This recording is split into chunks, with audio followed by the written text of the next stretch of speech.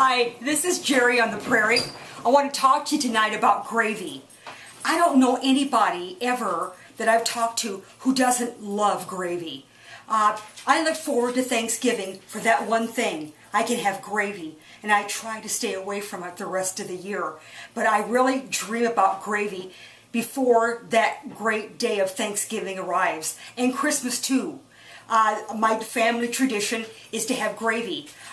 Gravy is a miracle thing. I think if two countries aren't getting along, they should have pork chops, fried chicken, smother it in gravy, and let the world leaders talk after their bellies are full of magical milk gravy.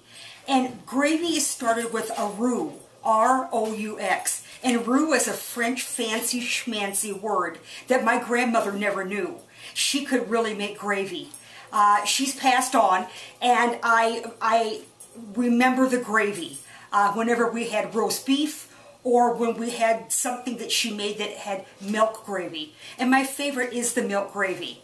I just love it. So roux, R-O-U-X, is where you take some lard or some kind of fat and melt it. You add flour and you make a little paste, and then you let it slowly brown and keep the temp on the stove a little low, and the aroma from that wonderful roux as it starts to get brown is fabulous. Then you add your milk and stir, stir, stir, and get rid of any lumps, and that's gravy. And you pour it over your food, and I just love how it runs everywhere, and it covers the vegetables. Now, if you're weird about your food touching, that's not good.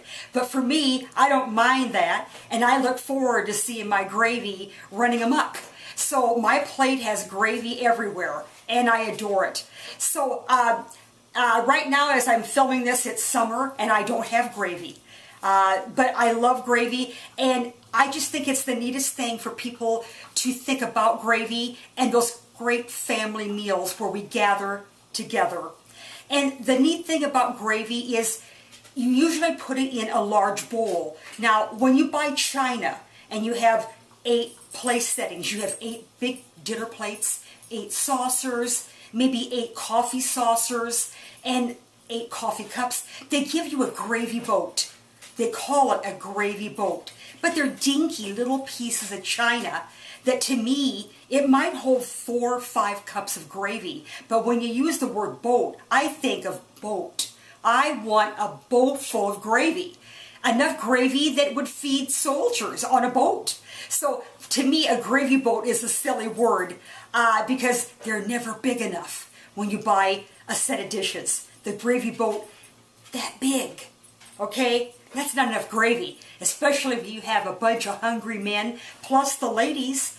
There's not enough gravy. So I'm one of the people who believes in getting out a piece of old dinnerware, a large bowl made of glass that your mom or your grandma always used for gravy or vegetables, and use that bowl and honor them. So gravy is, to me, one of the great wonder foods of America. So I'm sure you feel that way too about something, hoping that it's gravy, because gravy is magical. And like I said, I think it can help people soothe bad feelings. A tummy full of gravy is a super thing. So I hope you look forward to family meals and holidays where gravy is there in the center of everything, smothering the meat and the potatoes, the mashed potatoes, with just enough butter to make them interesting. And the vegetables, they might get covered with gravy too, especially at my house. So gravy, that's the magical word of the day, gravy. I love it, and I can't get enough of it.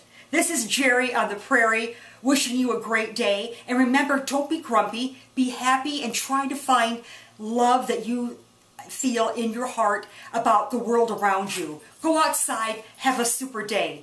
Love ya. Take care. Bye-bye.